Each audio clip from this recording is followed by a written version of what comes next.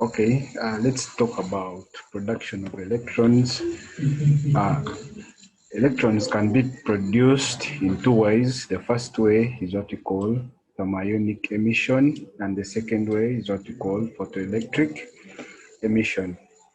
So thermionic, basically it comes from the word thermo, which means heat. So meaning that there is some heat which is involved when electrons are produced by thermionic emission. Then photoelectric comes from the word photo, which means light. So meaning that when electrons are produced by photoelectric emission, then there is some light which is involved. If you look at thermionic emission, this is the process by which electrons are emitted from a hot metal surface. So meaning that if we heat a metal surface with heat and it produces electrons, the process in which those electrons are produced is what we call thermoionic emission. So this leads us to cathode rays. So when electrons are produced and then made to move at a very fast speed, that is, if we produce them at the cathode and then we attract them using the anode, since they are negative, so the anode is positive, it is able to attract the electrons. So when they are moving, many of them are moving in a stream, then we call them cathode rays. So cathode rays are streams of fast moving electrons that travel from the cathode to the anode. So we can produce cathode rays by thermoionic emission in the following way. In the production, we have the cathode filament, which is heated using a heater.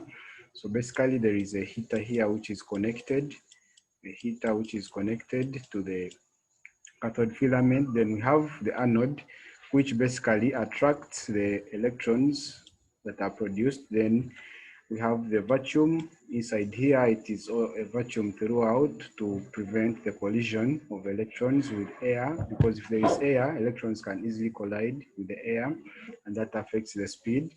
And then we have a screen. So the screen, that's where some fluorescence is produced. So basically, when the cathode filament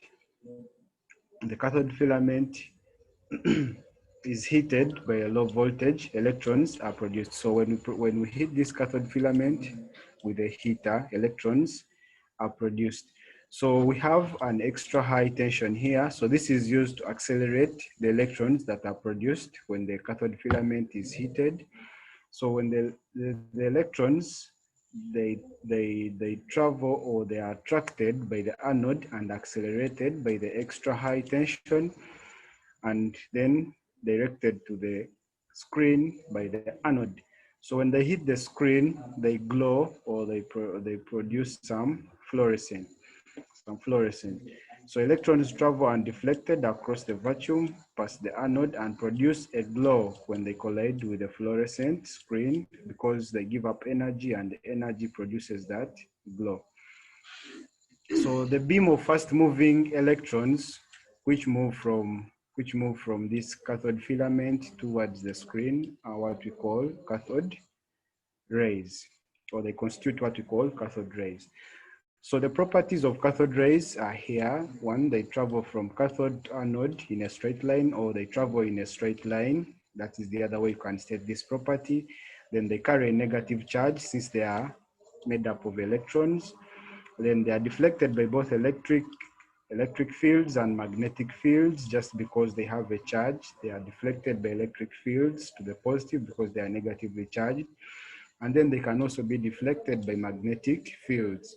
So when they hit substances or certain substances, they cause fluorescence or glow, or they cause substances to glow when they collide with them, what we call fluorescence. Then they possess kinetic energy,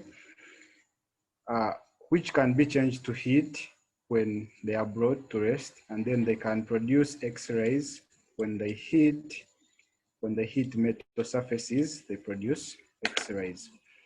So to study the properties of cathode rays, or that is the straight line movement, we can use a Maltese cross. So when cathode rays are produced by a heated cathode filament and then attracted by the anode and accelerated by the extra high tension here, So of course, when they hit, since they travel in a straight line, when they hit this Maltese cross, the shadow formed here will be a proper reflection or a proper shadow for the Maltese cross, and the cathode rays would only pass through these parts here, this one and this and this and this, and the shadow here is for the proper Maltese cross, will be for a proper Maltese cross, showing that the cathode rays clearly travel in a straight line. Then to test the charge that they carry, of course, we use two plates. This is a positive plate because it is connected to a positive terminal, and this is a negative plate because it is connected to a negative terminal. So when cathode rays are passed between the two plates, the rays are deflected towards the positive plate. So since they are negative, they are deflected towards the positive plate, which shows that they carry a negative charge. Okay, so let's look at the cathode ray oscilloscope.